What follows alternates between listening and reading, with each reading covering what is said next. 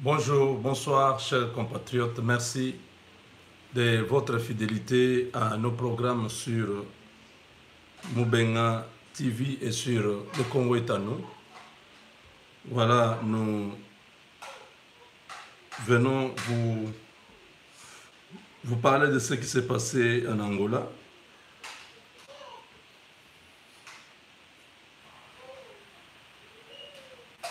Aujourd'hui, très tôt le matin, le président Félix Tshisekedi est allé en Angola, un déplacement rapide juste pour assister à la signature d'un accord de paix entre les deux pays, l'Ouganda et le Rwanda, qui depuis presque une année maintenant étaient au point de s'affronter dans un conflit qui pouvait provoquer encore beaucoup de problèmes chez nous. Vous savez que depuis près de 20 ans, l'Ouganda et salut maman Jeanne, Marie-Jeanne. L'Ouganda et le Rwanda n'ont cessé de déstabiliser notre pays. Et l'approche que le gouvernement américain avait de la présidence de Félix Tshisekedi, c'était de pouvoir venir et stabiliser la RDC, parce qu'ils sont dans un partenariat, ils ont accepté de l'accompagner, de le soutenir, de faire en sorte que les pays deviennent fréquentables, que la RDC devienne une place où les investissements peuvent venir sans craindre quoi que ce soit. Le préalable, je vous ai dit qu'au niveau des grandes maisons de finances internationales, tout est déjà mis à profit pour la RDC. Mais tout cela passe par un processus.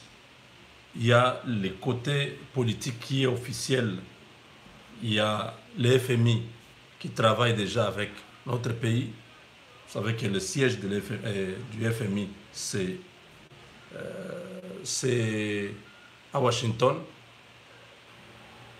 Et avec le gouvernement américain, on vient de créer une structure qui s'occupera des investissements, des grands investissements en Afrique. Et ces investissements commencent par la RDC. Et dans les privés, nous vous avons parlé des milliers de finances de New York qui sont intéressés aussi à pouvoir mettre la main en RDC. Et tout ça, toutes ces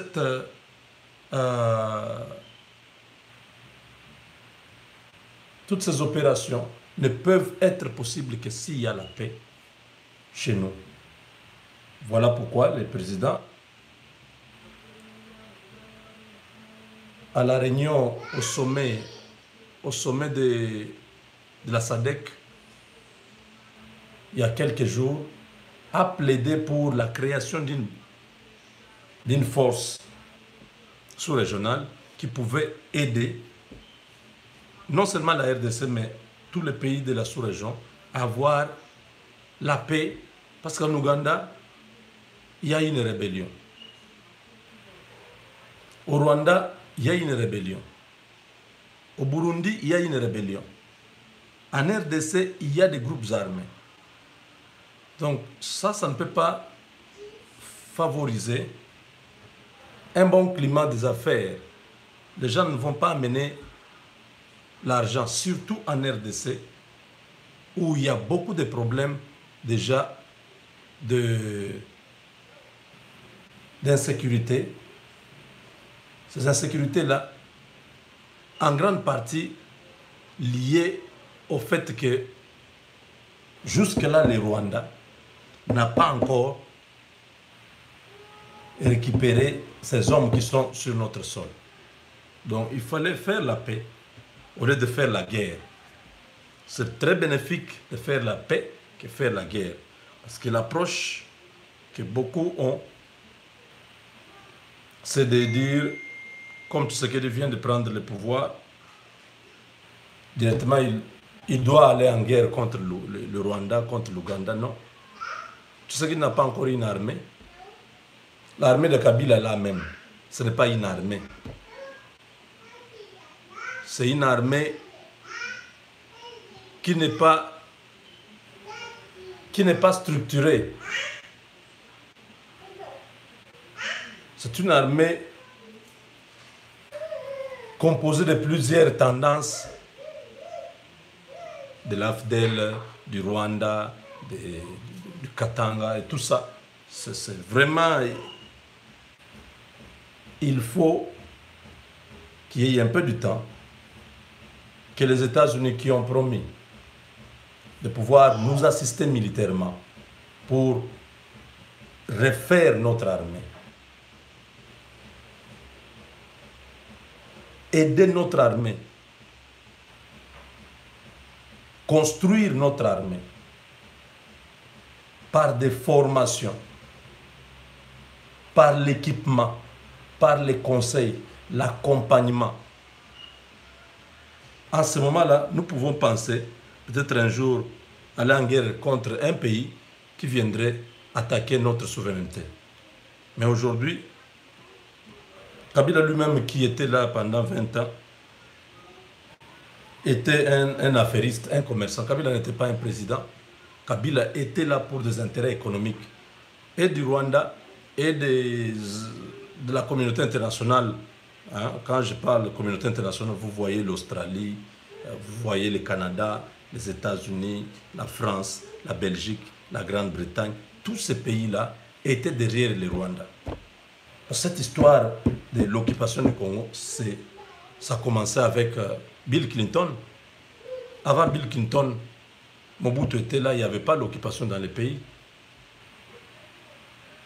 Quand ils ont fait leur prospection, ils ont mené des enquêtes, ils ont découvert qu'il y a des matières rares, il y a ceci qui vont être très...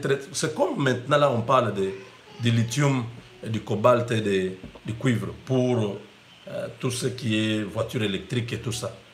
À l'époque, c'était... Ils ont découvert le coltan et tout ça, que non, vraiment, maintenant, il y aura un boom. C'est comme s'ils ont créé l'insécurité dans le pays pour que tous ces minéraux, l'or, le cuivre, le diamant, le coltan, tout le cobalt, que ça puisse partir dans des conditions où personne n'a le contrôle. C'est eux qui ont déstabilisé notre pays. Et depuis que Trump a pris le pouvoir, Trump a décidé qu'on ne passe pas par le Rwanda ou l'Ouganda pour les minéraux de la RDC. La Chine et les Russes et les autres sont en train de s'avancer pour conquérir ces marchés-là.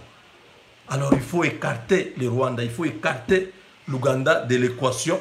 Il faut directement stabiliser la RDC, que les autorités là puissent avoir la légitimité, qu'ils aient la possibilité de gérer le pays et de garantir les investissements étrangers. C'est comme ça que vous avez vu les Peter Pham venir au Congo, hein, l'envoyé spécial pour le Grand Lac du président américain.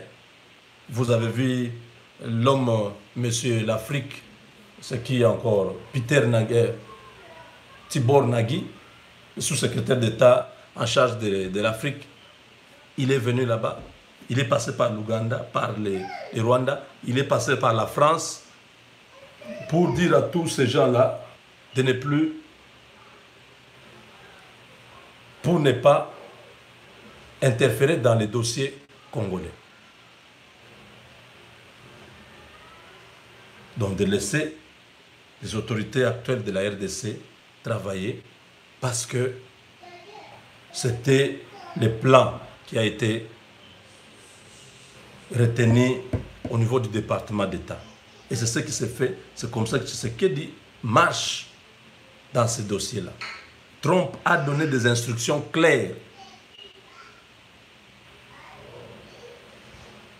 au département d'État, donc le ministère des Affaires étrangères, pour s'occuper du cas de la RDC.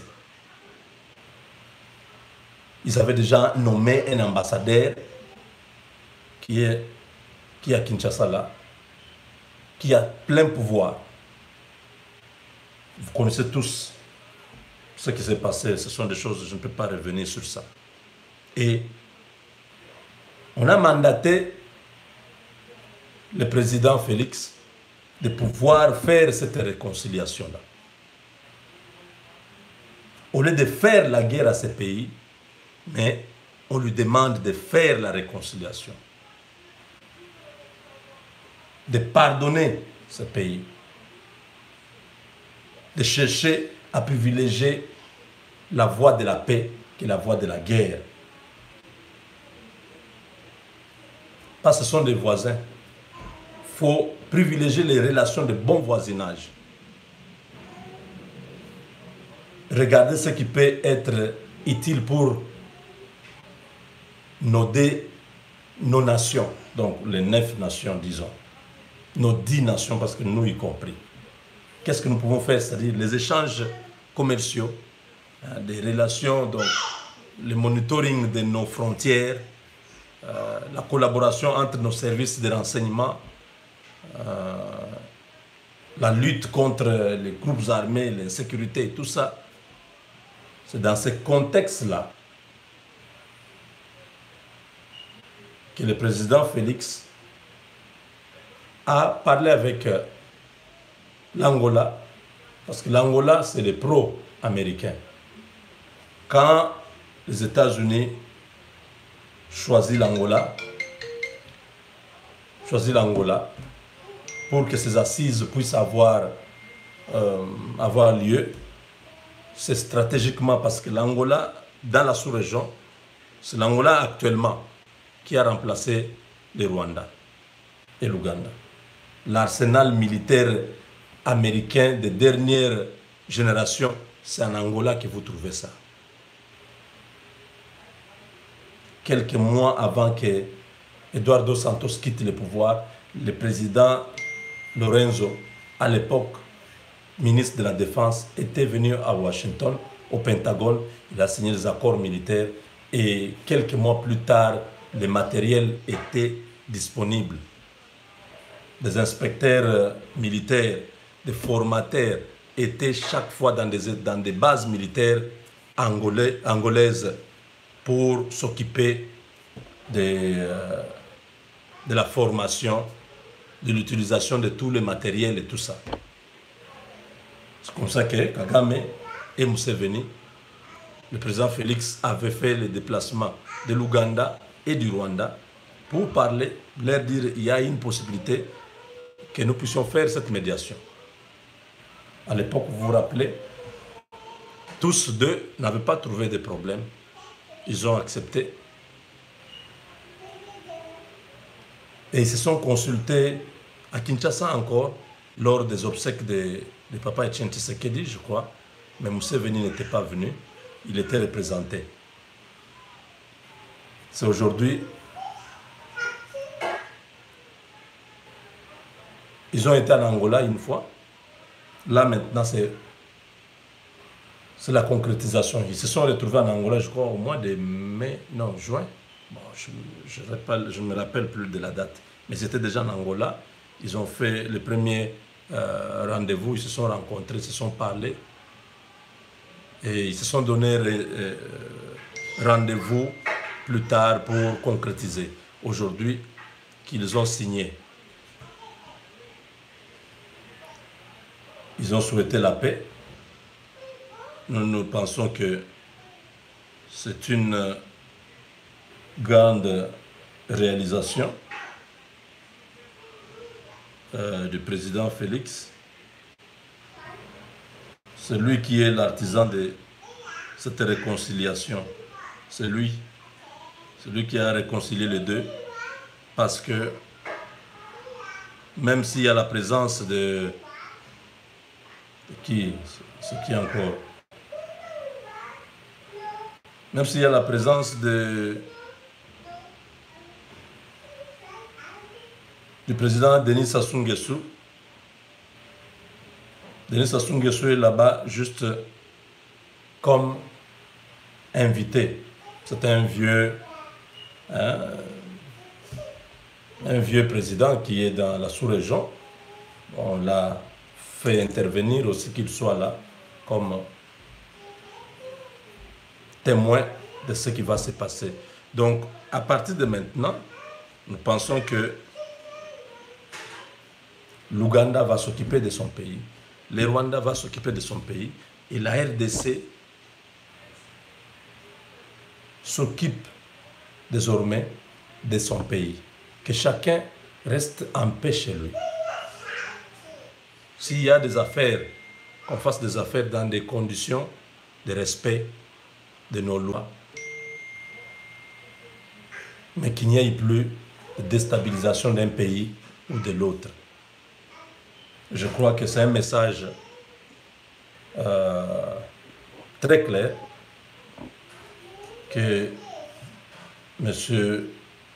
Félix Tshisekedi envoie à la communauté internationale pour dire, voilà, nous avons opté pour le schéma de la paix au lieu du schéma de la guerre. C'est vrai que ceux qui veulent que la guerre continue voudraient que Tshisekedi fasse la guerre au Rwanda.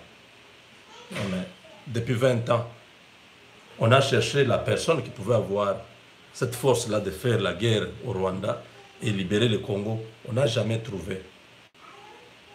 Tous ceux qui ont parlé, nous avons tous parlé, nous avons crié, on a fait des sit-ins, mais nous étions tous incapables de pouvoir aller faire la guerre ni à Museveni, ni à Kagame. Nous tous, Congolais, nous avons juste parlé. C'est un peu comme l'image de David et Goliath. Israël s'est retrouvé là pendant 40 jours.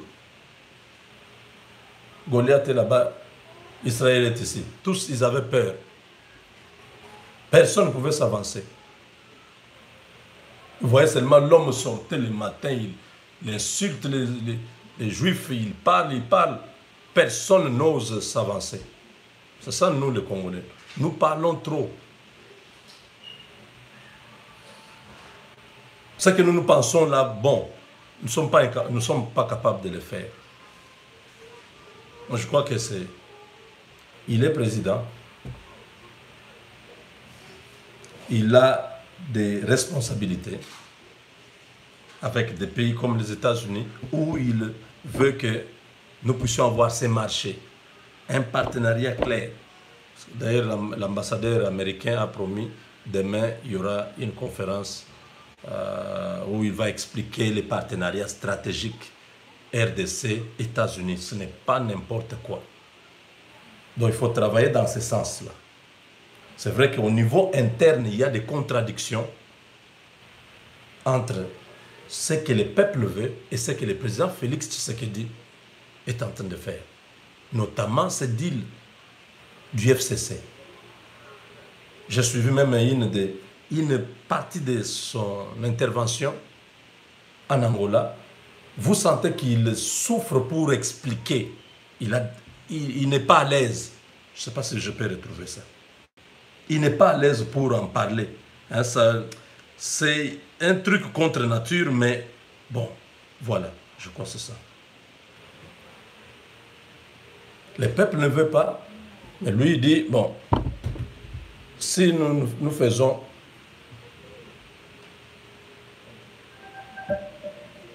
si nous allons dans une cohabitation, et ils vont voir le gouvernement, nous aurons la présidence et nous allons nous bloquer de nouveau.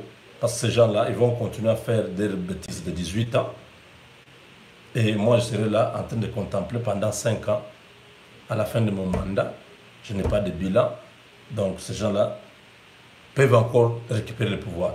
Donc, ça, c'est à son niveau où il voit une crise qui va Donc il y aura un blocage. Lui dit non, allons dans une coalition, parce que là-bas, nous pouvons, ne fût-ce qu'arracher un peu quelque chose, essayer de donner ce que nous pouvons donner, voir comment ça va fonctionner. Vous pouvez le suivre lui-même. Sinon, nous avons dit, la cohabitation, nous allons, et ils ont le gouvernement. Nous avons la présidence, c'est-à-dire le peuple congolais. Quand ils font, ils échouent, le peuple se révolte, le peuple est avec le président, ces gens-là seront déboulonnés facilement. Donc écoutez sa réponse. Ça n'en était pas du tout de perturbation, mais c'était plutôt une façon de se connaître et... Là, le son est trop bas, attendez un peu. Je vais essayer un peu de connecter.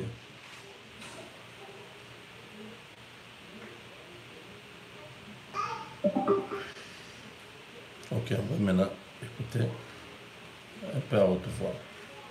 Vous sentez que le président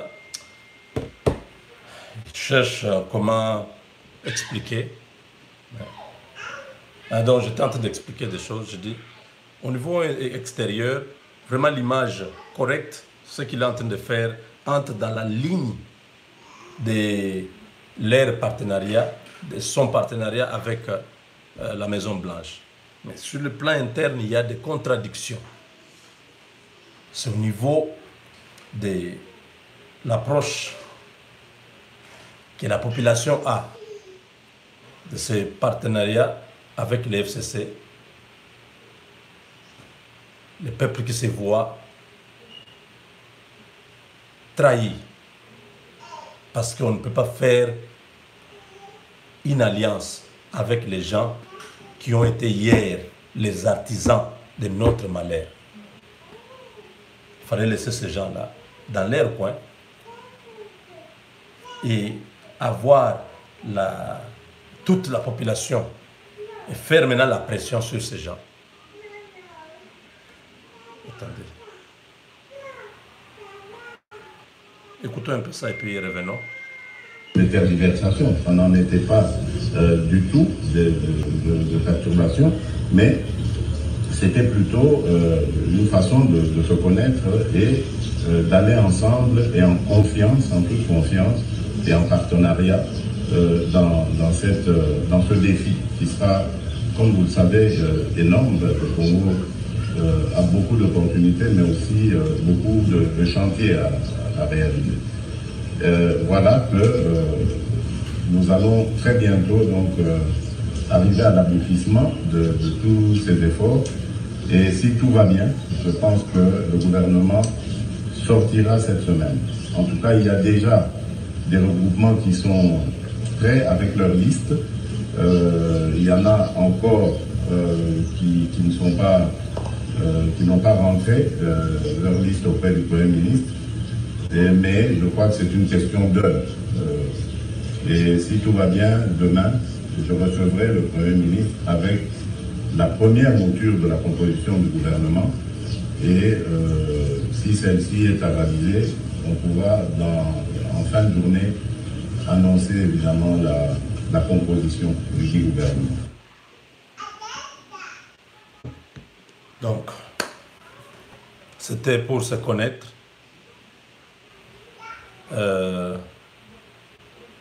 Là, c'est trop petit. Il y a des endroits où il a dit que hier, nous étions dans l'antagonisme. Donc, c'était nos adversaires, le FCC. Mais aujourd'hui, bon, par la force des choses, on est ensemble. En politique, il y a beaucoup de choses. Hein. En politique, ça existe. Ce qu'il a fait, ça existe. Mais c'est un mariage contre nature. C'est une histoire où vous ne voulez pas, mais vous êtes obligé d'être. Donc, nous tous ne sommes pas responsables. C'est lui qui est responsable. Parce que dans 5 ans, c'est lui qui répondra de tout ce qu'il prend comme décision. Voilà. Il n'y a personne qui lui dit de faire ceci ou cela. Il a un cabinet de conseillers. Il y a des gens qui sont avec lui. mais devant la nation. C'est lui le président qui pourra répondre à tous les problèmes qu'il aura pendant ce quinquennat. Donc, il y a des choses qui nécessitent qu'il puisse vraiment prendre du temps pour savoir dans quelle direction il amène le pays. Le FCC, aujourd'hui, je pense que si il respectait sa parole, comme il vient de l'annoncer, que demain jeudi, il va recevoir le Premier ministre Ilunkamba avec la liste définitive de la composition du gouvernement. Et que si tous les noms qui sont repris sur cette liste-là répondent aux critères qui ont été, aux critères qu'ils avaient convenus, les deux camps, ça va. Ça va, parce que le peuple attend cela. Le peuple a dit, bon, nous sommes avec vous, Monsieur le Président. Mais nous ne voulons pas que le FCC vous fasse encore comme un défi, comme un chantage. Ils ont pris des ministères régaliens. Pour ça, les constitutionnalistes disent que non, dans la Constitution, ce n'est pas dit que c'est le président qui doit avoir ça. Moi, je ne suis pas juriste, mais c'est un débat. C'est scientifique. C'est pourquoi, s'il y a modification de la Constitution, comme Délice Sanga souhaite, il a proposé au Parlement, il faut qu'on revoie un peu toutes ces dispositions-là, que les choses soient un peu claires. Parce que quand les constitutionnalistes là mettent des histoires un peu ambiguës, ça laisse tout le monde... Regardez l'article 70, où on vous dit que le président de la République reste en fonction jusqu'à l'élection du nouveau président. Tant qu'il n'y aura pas élection, donc le président là peut continuer, il termine ses 5 ans, il continue éternellement. Non, toutes ces dispositions, on doit bien fixer ça. Donc je disais que si dans le gouvernement que le président nous promet demain, parce que c'est demain que le gouvernement va sortir, dans la soirée bien sûr, il faut attendre jusqu'à vers minuit, si cette liste-là, il n'y a pas encore de bêtises. Parce que les FCC là, ce sont des gens qui sont vraiment foncièrement mauvais. Là où ils savent que si nous faisons seulement ça, cette affaire termine. Non, ils cherchent seulement à compliquer encore une autre histoire pour que ça tire en longueur. Je ne sais pas qu'est-ce qu'ils ont derrière la tête. 7 mois passés, il nous reste 5 mois où le président aura la possibilité de dissoudre le Parlement. Je ne sais pas à quel jeu ces gens-là sont en train de jouer. Mais si ils respectent, comme Némi Moulania nous a dit, que 80% de leur liste, ils ont rajeuni. Les gens qui sont là-bas, il y a des jeunes, il y a des nouveaux, il y a des femmes. Donc, ils ont respecté la condition que le président avait donnée. Je ne veux pas travailler avec tous les détourneurs, les corrompus, les corrupteurs, ainsi de suite. Si c'est respecté, bravo. Parce qu'au moins, nous aurons de nouvelles personnes qui vont travailler avec un nouveau président, sous son leadership. C'est lui qui nomme celui demain. C'est lui qui va enlever un ministre qui se méconduit, un ministre qui ne suit pas la ligne tracée, un ministre qui croit que c'est Kabila qui est président. Ça va être, en tout cas, une occasion pour tous les Congolais de voir les comportements de chaque ministre. Parce que maintenant, là, ce n'est pas le PPRD. Ce n'est plus Kabila qui est au pouvoir. Ça, c'est Félix qui est au pouvoir. Donc, si ces gens du FCC n'envoient pas leurs caciques là comme les Varis Bochab, comme les Mova Sakani, comme les Obeminako, comme tous ces groupes-là, les gens que nous avons vus matin, midi, soir pendant 18 ans, si ces gens-là ne sont pas là, je crois qu'il n'y aura pas beaucoup de tension dans la population. Mais si on retrouve encore même 4 seulement de tous ces anciens qui ont pillé, qui ont détruit, qui ont volé, qui ont vraiment fait du mal à notre population, le peuple ne sera pas d'accord avec ce gouvernement. C'est à ce niveau-là que nous tous nous attendons. Parce que nous savons qu'au cash, ce sont de nouvelles personnes. Semble-t-il qu'on a refusé qui? François Mwamba. Est-ce que c'est... François Mwamba fait quoi? Il est venu avec les MLC de... Oui, MLC de Jean-Pierre Bemba. En 2003, ils étaient à Sun City là-bas, tout ça. Et puis il était ministre.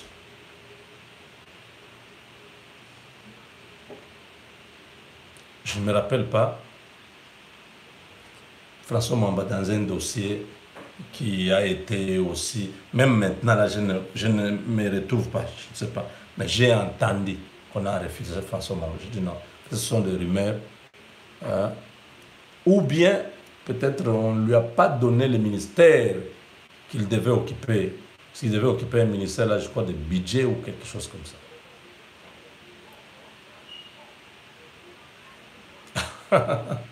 Quelqu'un dit, François Mwamba, c'est un voleur. Non, il faut nous dire, il a volé quand? Dans les dossiers congolais, nous savons, il y a des gens qui ont des dossiers et des dossiers.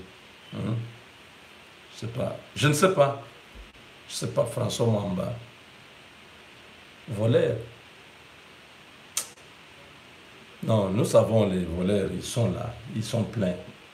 François Mwamba s'est retrouvé dans une histoire de M23 où il devait aller devait être à la tête de la délégation du gouvernement de Kabila pour aller négocier en Ouganda pour l'histoire de M23. C'est le dernier poste que je crois que François Mwamba ait occupé dans notre pays. Un grand voleur de grands chemins. Oui, bon, en fait, moi je ne suis pas l'avocat de François Mwamba, mais seulement je me pose cette question. Si vous avez des éléments du vol de François Mwamba, c'est mieux de nous fournir comme ça. On peut commencer à en parler. Mais je sais que c'est quelqu'un qui était toujours dans l'opportunisme. Il était avec Bemba. Quand il est avec Bemba, les choses n'allaient pas. Il a viré à 360 degrés vers Kabila. Maintenant, quand il a vu chez Kabila que Kabila tendait vers la fin, bon, il a refait un virage vers l'UDPS. Pas à l'UDPS, mais proche de l'UDPS. Ce sont les alliés. Donc, voilà. Alors, mes chers amis, donc, ici, je suis optimiste que demain, le FCC va pour une fois faire du bien aux Congolais en nous envoyant de nouvelles personnes qui sont Maboko Pembe, qui peuvent aider le pays. Parce qu'ils ne viennent pas se servir, ils ne viennent pas servir leur famille politique. Ils viennent servir la nation congolaise. Il faut que tous ces ministres qui viennent là, dans le gouvernement, qu'ils sachent qu'il y a beaucoup d'attentes. Tshisekedi déjà subi beaucoup de pression de la population. Qu'ils sachent que c'est lui qui est redevable devant le peuple congolais. Alors il doit vraiment être sévère, sévère, ça ne veut pas dire la dictature. Il doit montrer son leadership, c'est ce qu'on attend. Même les Américains veulent voir que cette fois-ci, il n'y aura pas de ministre intouchable. Lui-même l'avait déjà dit. Il n'y aura pas des intouchables, les gens qui prennent les histoires de l'État, ils font ce qu'ils veulent, ainsi de suite. Et personne ne parle. Non, cette fois-ci, il faut que ce gouvernement puisse être pour les peuples d'abord. Alors,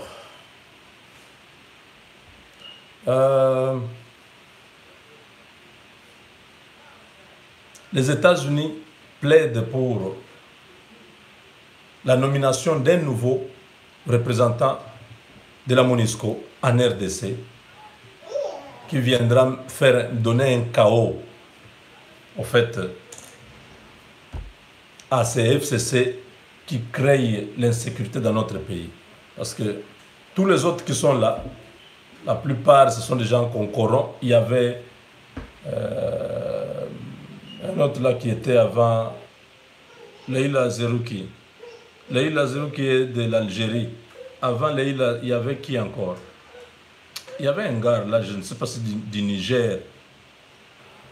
Regardez-moi, quand on nous envoie là, des Africains, nos propres frères africains, à la tête de la MONUSCO, ils se font corrompre. Ils se font corrompre.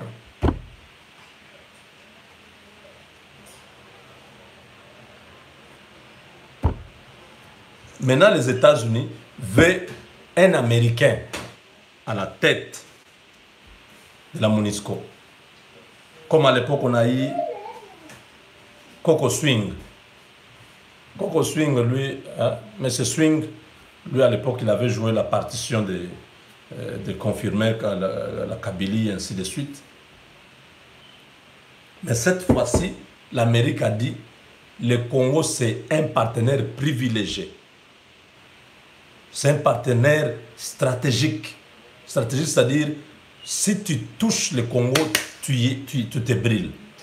Ça, il ne faut pas jouer là-bas. Donc, ils vont placer M. Tom Perriello, que beaucoup de kabylistes ne voudraient pas voir au Congo. Tom Perriello vient comme représentant de la...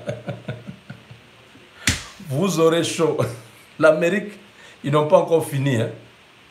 Ils n'ont pas encore fini avec la RDC.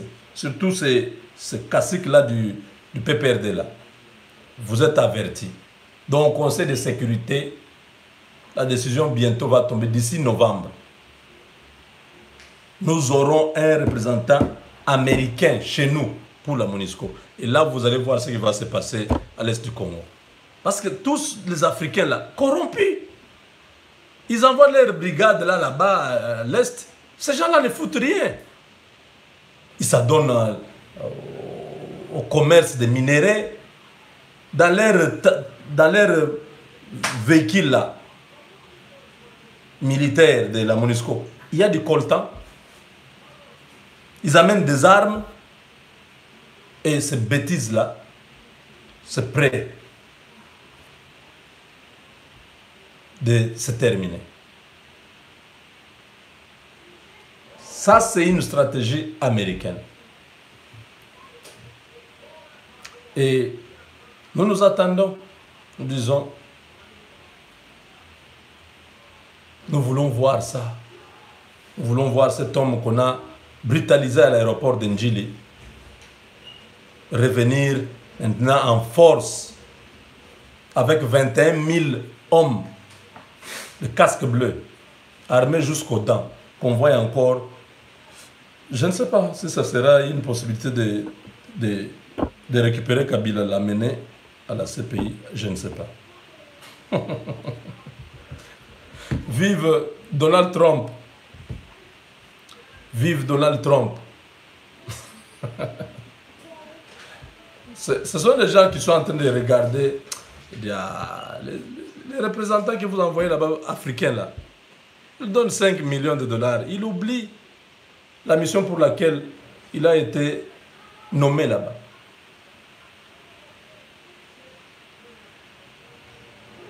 Oui, Tom Perriello vient comme... Oh, vous avez tué les 2 experts de l'ONU, n'est-ce pas? Tempo, soyez calme. Les enquêtes là qui piétinent à Kananga. Vous allez calme. Quand il vient avec son administration. Il vient avec ses gens. Il donne son orientation. Ça, c'est un Américain. Vous allez lui donner combien? Vous allez le corrompre? Mais ici, la corruption, bribe, donc corrompre les pots de vin. Ici aux États-Unis, ça n'existe pas. Hein, du moins officiellement.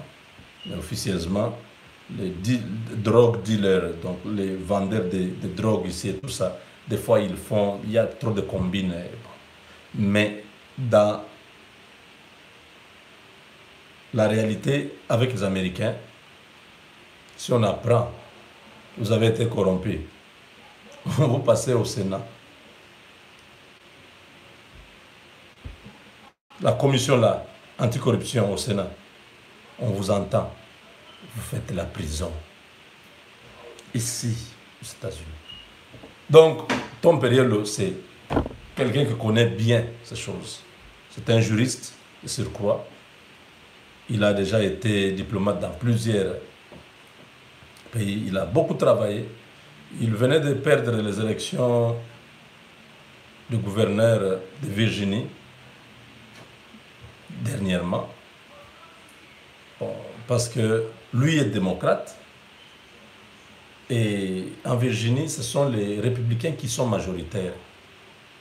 Mais malgré sa défaite, il a eu beaucoup de voix aussi des républicains. Beaucoup de voix. Mais bon, comme il est utile pour la nation américaine, vous voyez, il est démocrate, mais c'est un président républicain qui a besoin de lui pour l'utiliser pour une raison. C'est ça l'Amérique. Aïe, aïe, aïe. Mais c'est beau.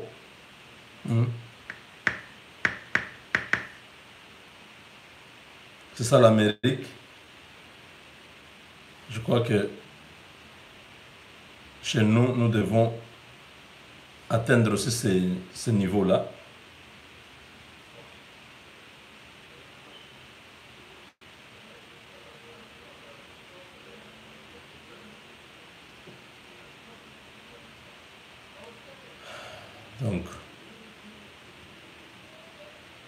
Donc, en bref, demain, le gouvernement sera connu si les candidats qui sont sur la proposition, qui ont été proposés à chaque poste répondent aux critères. Mais check, 65 fois. Oui, le président va le faire demain, 65 fois, et il va publier.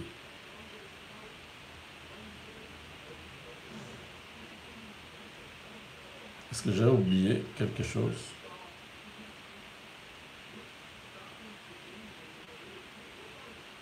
Donc voilà.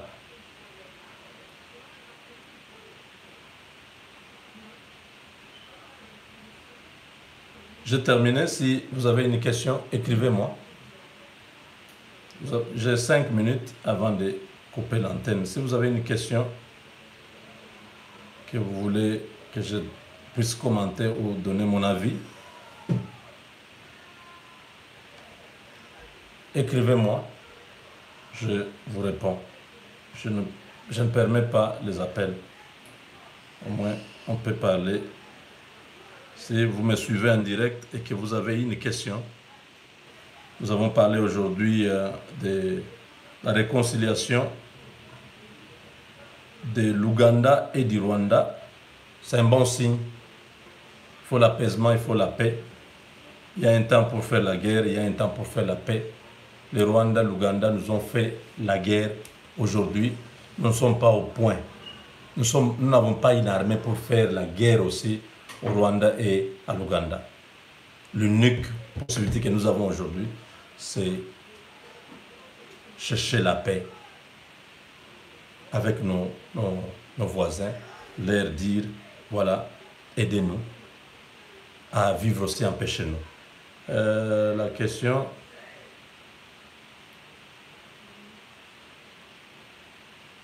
Oui, le futur de notre pays. Quelqu'un pose la question, il dit comment est le futur de notre pays? Le futur de notre pays dépend de notre classe politique et du peuple congolais. Notre classe politique parce qu'ils ont une responsabilité de pouvoir travailler pour la paix, la sécurité, le développement de notre pays. Au travers du gouvernement que Félix Tshisekedi est président, avec tous les autres ministres, ils doivent travailler non pas pour leurs propres intérêts, mais pour l'intérêt du peuple congolais.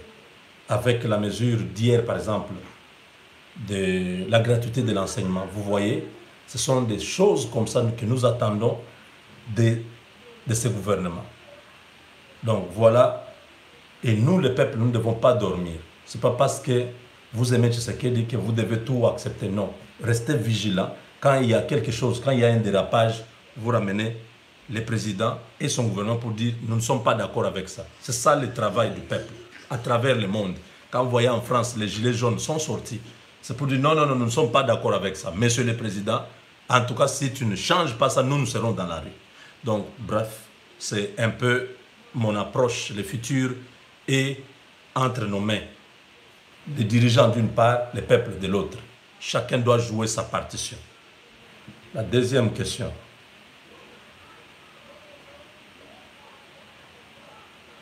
Pourquoi le Burundi n'est pas inclus dans cet accord? Parce que c'est entre les deux pays qu'il y avait pratiquement l'embrasement, devait créer encore une zone de l'insécurité dans la sous-région s'ils se battaient. Pour l'instant, nous savons qu'il y a un conflit entre le Burundi et l'Ouganda, non, le Burundi et le Rwanda, mais ce conflit-là n'est pas au point d'un affrontement. C'est des conflits qui existent entre les pays voisins. Mais ici, c'était devenu chaque jour des tensions, d'une part et de l'autre, des déclarations qui étaient au point de pouvoir faire exploser encore la sous-région. Voilà pourquoi c'était nécessaire. Les États-Unis ont vu ça. Ils ont dit non, non. Il y a même les militaires de l'OTAN qui étaient déjà en Ouganda, je ne sais pas, dans le cadre toujours de la... Je ne sais pas. Et de l'autre côté, au Rwanda, il y a aussi des instructeurs américains qui venaient là-bas.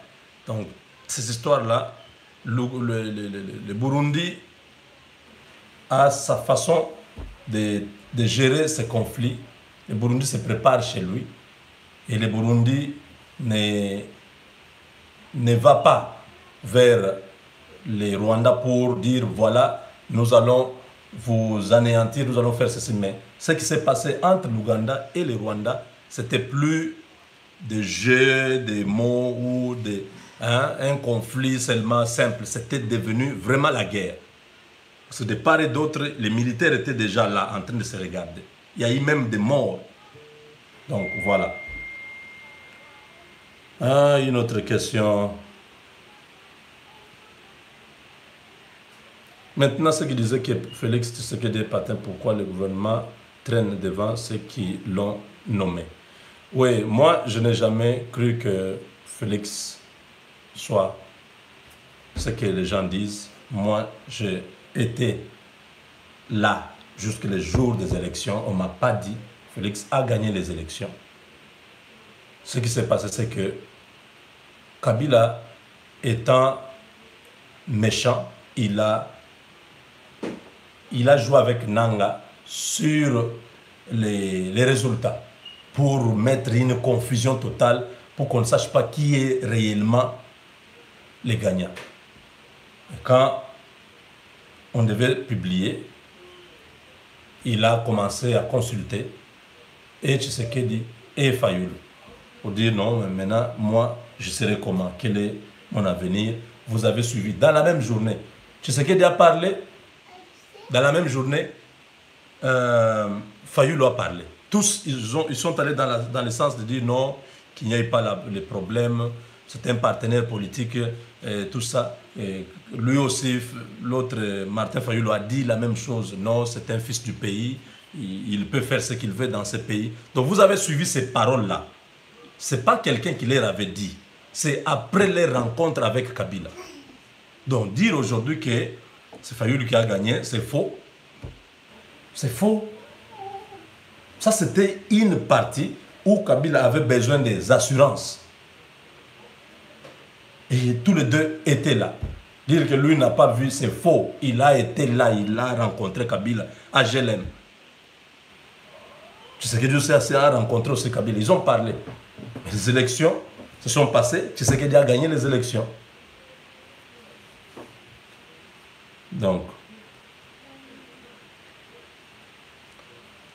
des femmes bon ou Yakimba, des femmes bon ou Yakimbuto.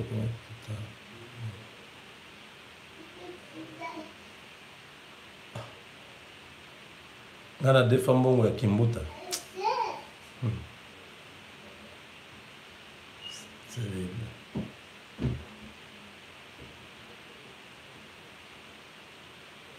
Ah, celui-ci il dit, vous cherchez la paix avec les Rwandais, vous êtes des idiots. Ah bon?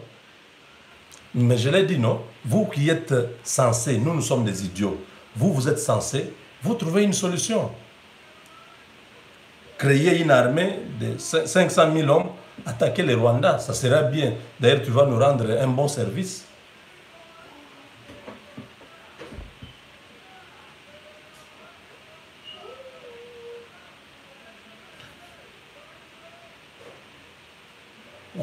Quelle question à propos du bureau du président de la République?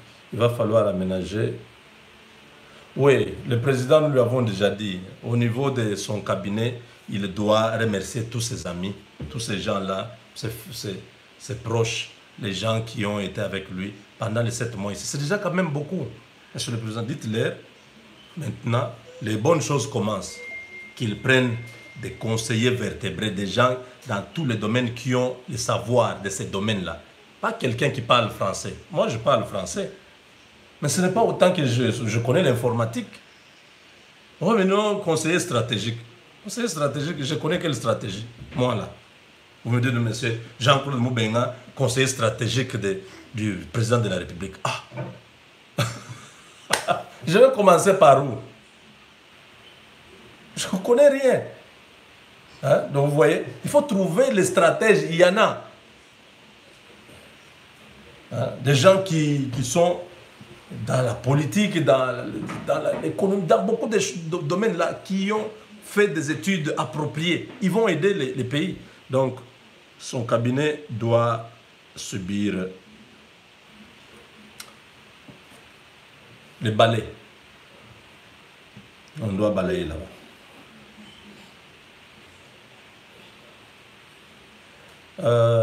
Attendez, quelle question encore? À cause de l'implication usée par les USA arrêtés, Kabila n'est pas allumé le feu.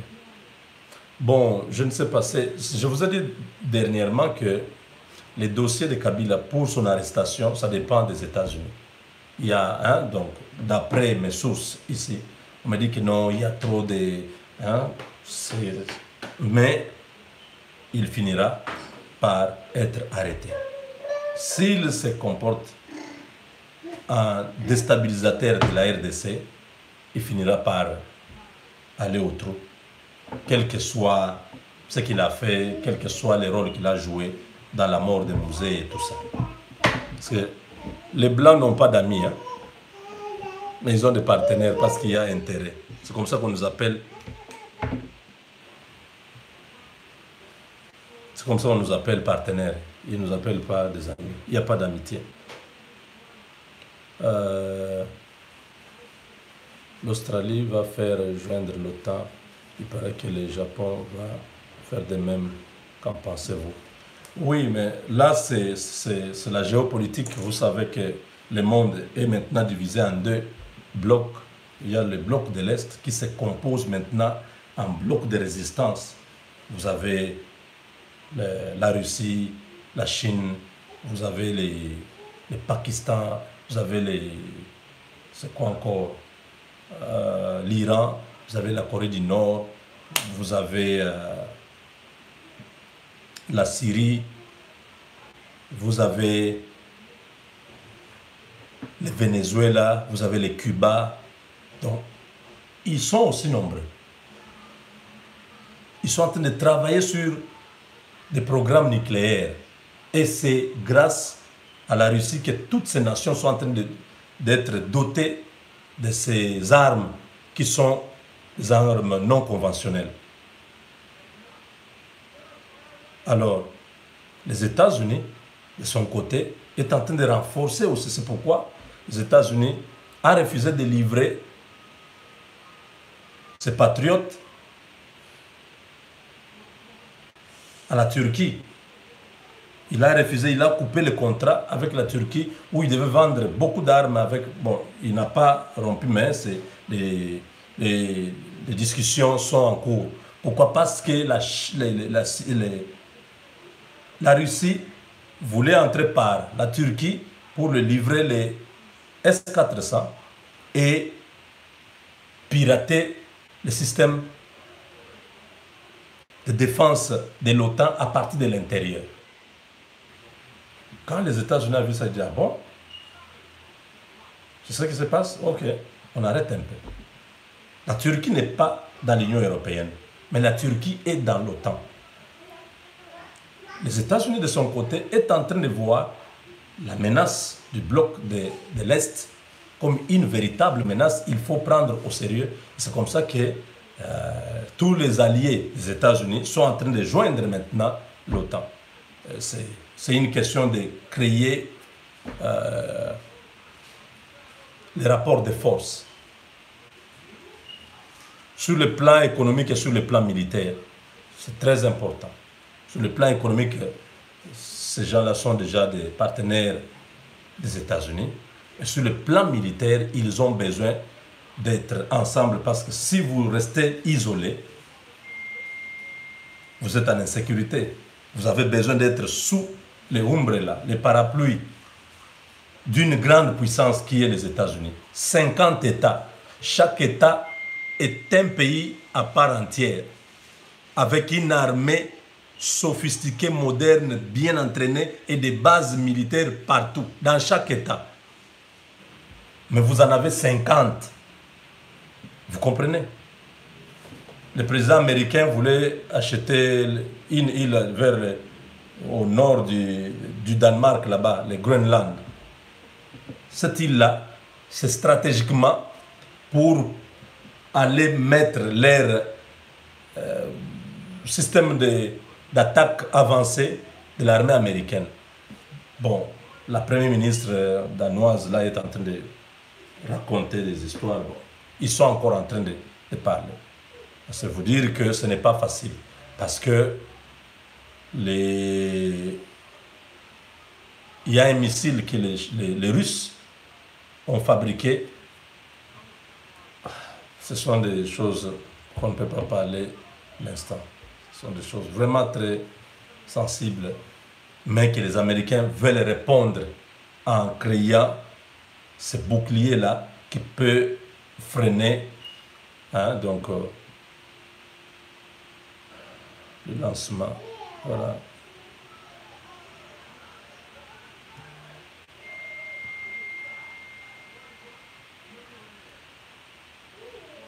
Faire la paix avec Kagame et Ubwenge, Félix ne se trompe pas, non. Ici, nous sommes aujourd'hui un pays donc, qui a connu une première alternance pacifique.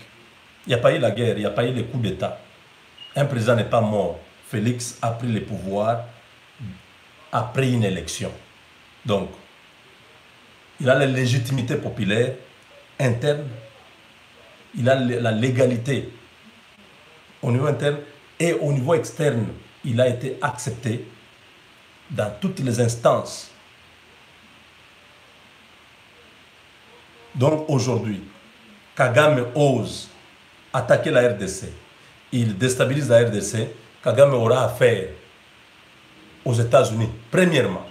Parce que maintenant, avec cette histoire de la MONUSCO, Periel est en train de venir avec un agenda bien clair. Donc Kagame est averti.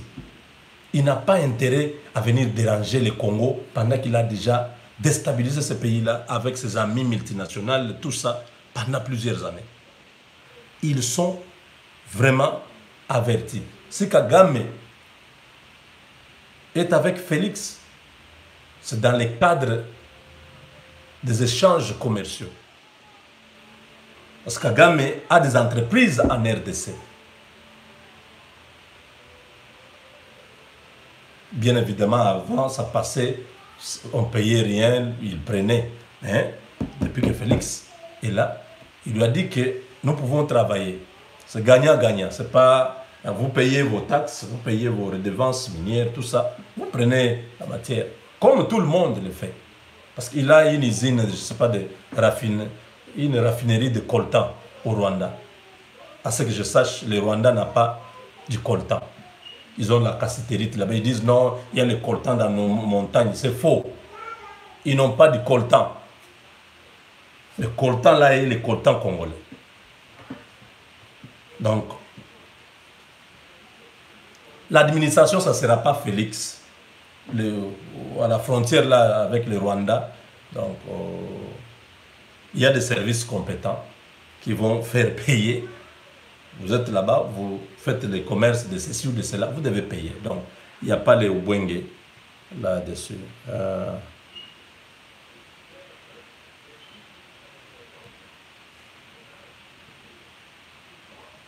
Quelle est l'autre question? Je dois terminer déjà.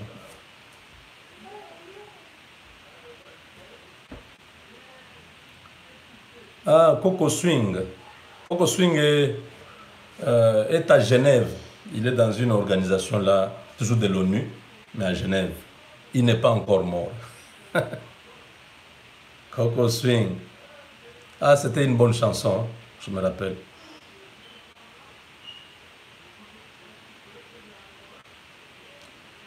Voilà. Donc, oui, on doit parler.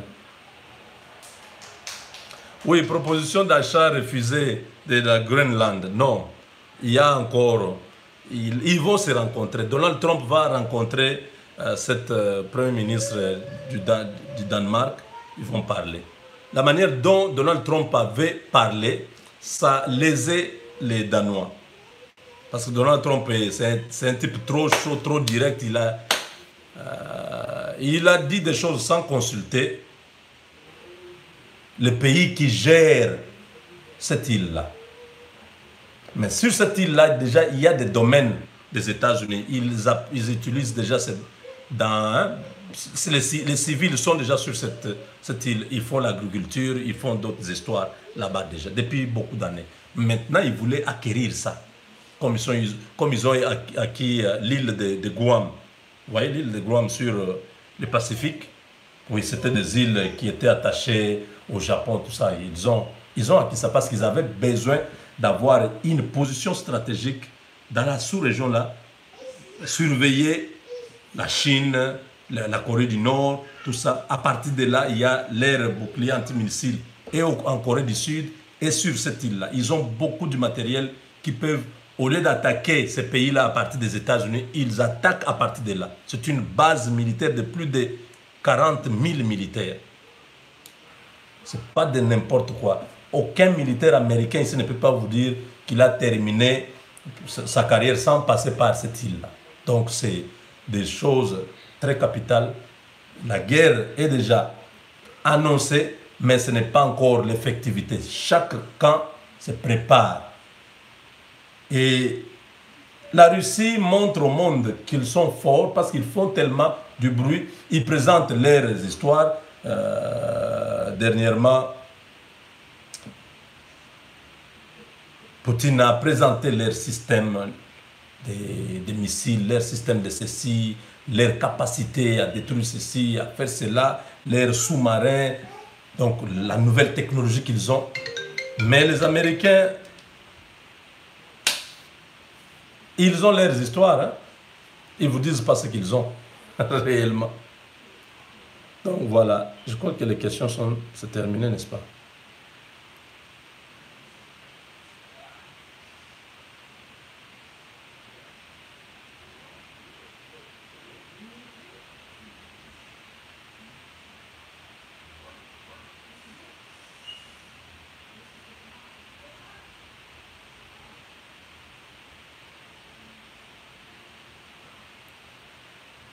Voilà. Quelqu'un qui me dit, Moubenga, vous connaissez l'élection de 2018, les gagnants, vous faites l'hypocrisie. C'est la honte, la mauvaise foi. Monsieur, si vous croyez que c'est Fayoum qui est le gagnant, gardez ça. Nous sommes en démocratie, vous êtes libre de croire, non? Moi, je sais que celui qui est président, c'est Félix Tshisekedi. Pourquoi vous n'acceptez pas mon opinion? Vous dites que c'est la honte, c'est...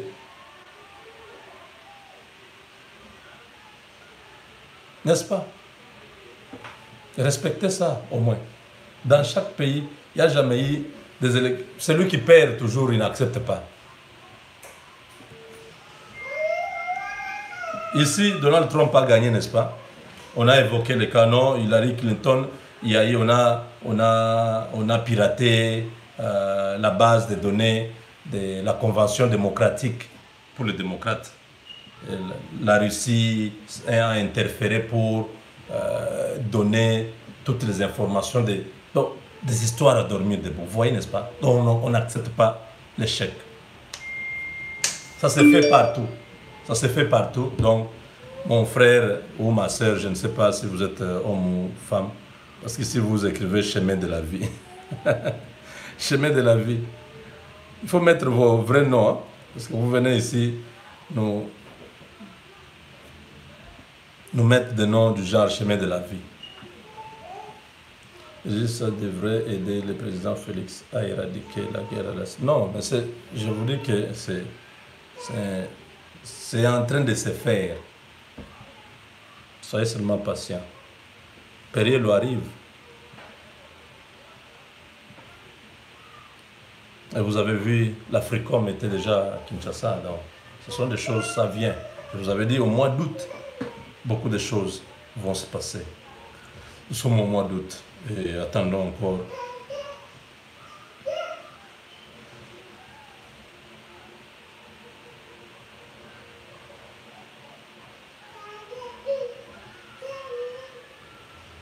Refouler la MONUSCO, OMS, HCR et suspendre le territoire de Minembwe, on aura la paix.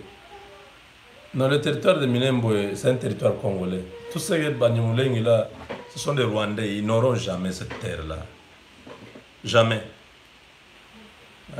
Nous avons dit au président qu'il fasse une seule chose, qu'il déplace tous ces généraux qui sont là-bas depuis presque 20 ans. Tous ces généraux-là sont dans les business de l'or, des minéraux. Donc ils ne sont pas là pour la paix. Voilà pourquoi vous voyez, l'insécurité là, c'est créé à dessein pour qu'eux continuent à être là. Si le président déplace seulement les troupes qui sont à l'Est, il les envoie peut-être vers Kananga ou vers Bas-Congo. Il prend d'autres troupes, je ne sais pas, Kinshasa, envoie là-bas avec de nouveaux officiers généraux, tout ça. Il y aura la paix. Minembwe ne peut même pas, même 1 centimètre. Rouberwa et ses amis, Ruguiza et tous ces gens-là, ils rêvent, ils ne pourront jamais avoir cette terre. C'est impossible.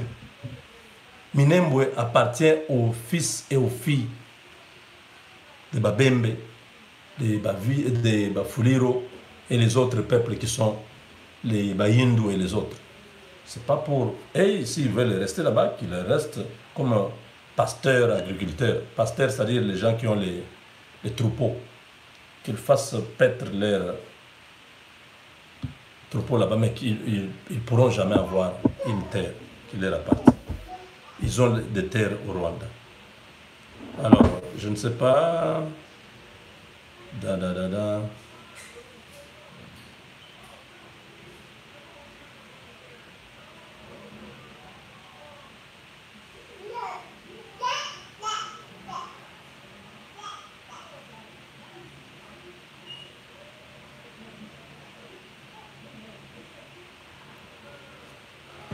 Mon frère, je ne sais pas si vous avez vraiment, vous voulez que le Congo avance. Quelqu'un écrit ici, dit, c'est normal de traiter avec Kagame car il a des affaires, il a des affaires en RDC.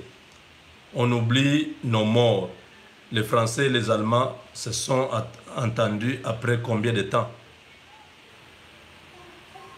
mon frère, dans votre logique belliqueuse, donc qu'on continue la guerre, que ceux qui sont même vivants là, qu'ils meurent aussi. Ceux qui sont morts, ils sont déjà morts. On ne va pas les ressusciter. Ce n'est pas autant qu'on les a oubliés. C'est quoi votre histoire? Donc ceux qui sont restés vivants là, non, qu'on soit dans un cycle infernal, un cycle indéterminé de la guerre, de l'insécurité comme ça, même le peu de morts, de vivants qui sont là, qu'on meurt tous. Parce qu'on veut vous faire plaisir à vous.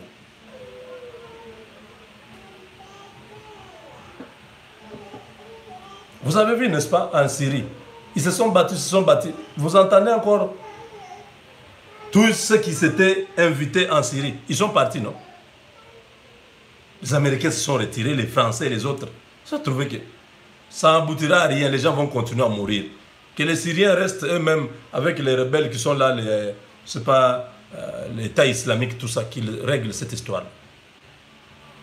On ne peut pas continuer à s'affronter parce que Paul Kagame, prenez Paul Kagame avec les Rwandais, déterrez les Rwandais, hein, vous déterrez avec les racines du Rwanda, allez jeter ça, je ne sais pas, vers le Brésil ou vers l'Argentine là-bas, comme ça, à l'endroit où il y a les Rwandais là, qu'il y ait un trou. Comme ça, nous pouvons rester en paix chez nous là.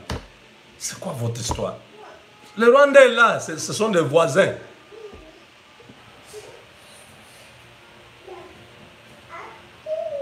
Vous oubliez que nous, les Congolais, les Zaïre à l'époque, nous avons déstabilisé l'Angola. Vous oubliez ça? Est-ce que les Angolais sont déjà venus dire, bon, nous nous vengeons aussi de tout ce que vous avez fait? 25 ans, Mobutu a soutenu avec les Américains, ils ont soutenu Savimbi. Vous ne savez pas ça?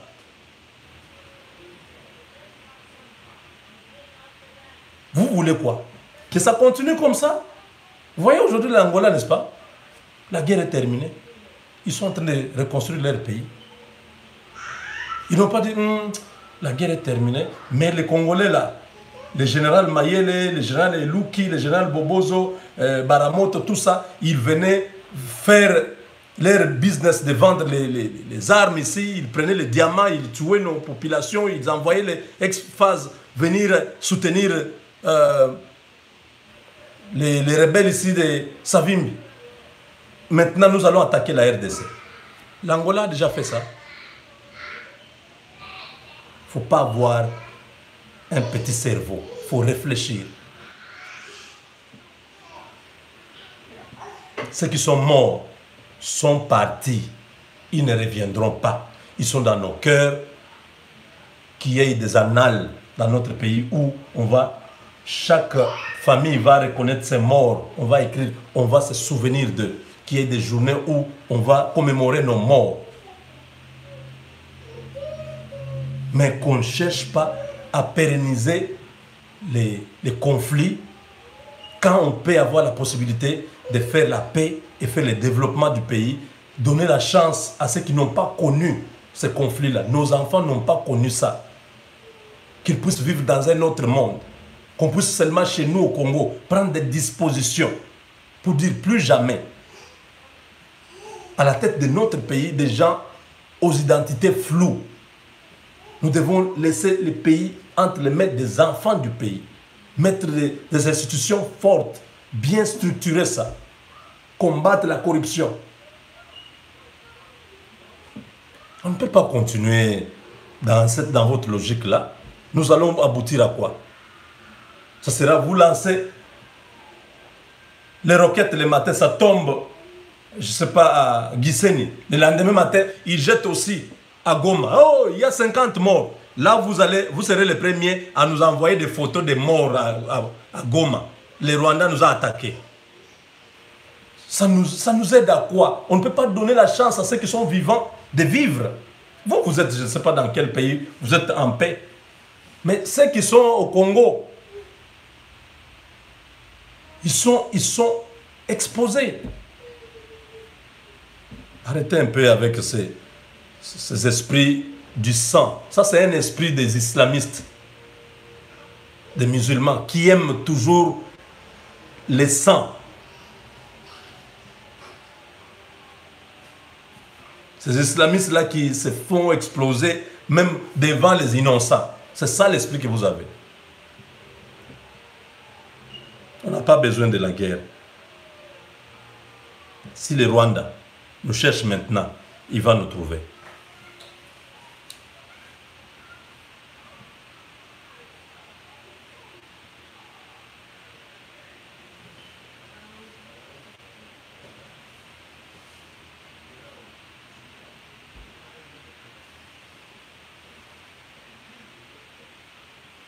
Oui, si nous avons dit que Tshisekedi a demandé l'intervention de la SADC, c'est parce qu'il n'a pas encore ces hommes dans l'armée. L'armée que nous avons là,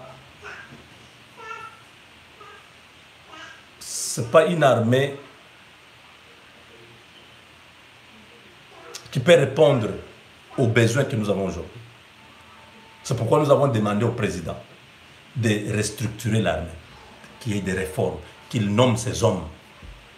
S'il peut ramener les ex-phases qui sont encore à l'extérieur, que tous ces ex-phases, que le président leur envoie l'invitation, revenez, vous étiez major, vous étiez capitaine, vous étiez lieutenant, vous étiez colonel, vous étiez général, rentrez au pays.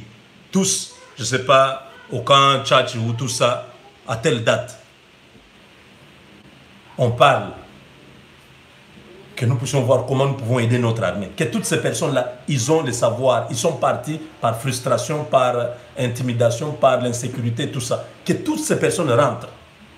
Quand ils rentrent, ils font bloc avec ceux qui étaient frustrés dans l'armée, qui ne se retrouvaient pas, qui voyaient ces généraux de Kabila-là en train de s'enrichir, de devenir des millionnaires, tout ça. Ces gens-là se mettent ensemble avec l'aide, par exemple, de nos partenaires américains ou égyptiens, ils viennent donner une formation accélérée ou quelque chose où on envoie les gens. Dès qu'il a sa propre équipe, son propre armée, en ce moment-là, il peut demander à la SADC et les autres de rentrer. Mais pour l'instant, notre armée est décousue. Notre armée n'a pas de morale. Il doit enlever... Oui, les gens comme Tshibangou, ce sont des gens qui doivent aider. Mais il est encore en prison. Il y a beaucoup de choses. Mais à l'immédiat, s'il y a une brigade, bon, déjà il y a une brigade de Tanzaniens, Malawites, je crois Botswanais, Sud-Africains qui sont dans la MONUSCO. Mais ici, le président a demandé la création d'une force qui n'est pas la MONUSCO, qui viendrait aider, suppléer les efforts de FARDC et de la MONUSCO. Donc voilà. C'est pas mauvais. On peut toujours peut-être voir l'effectivité de cela.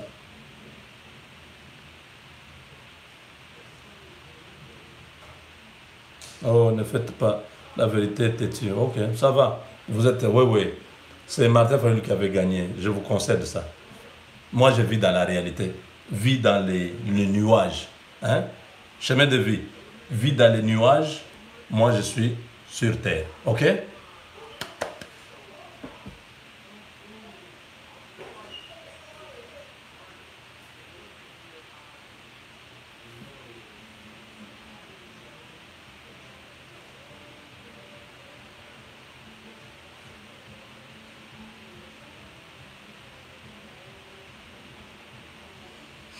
Oui, bon. Mon frère Venance Moukadi, vous demandez de faire une émission spéciale sur l'UDPS. On va le faire. Nous avons déjà beaucoup parlé sur l'UDPS, mais nous allons faire parce que c'est un parti que nous aimons. Nous voulons que les choses se passent bien. Nous allons revenir sur ça. Ce n'est pas un problème. Oui.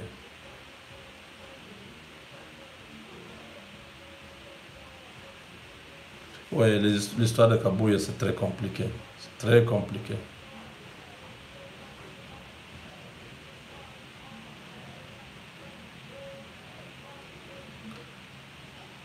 Oh là là, Kagame partout. Vous voyez Kagame partout, hein, vraiment.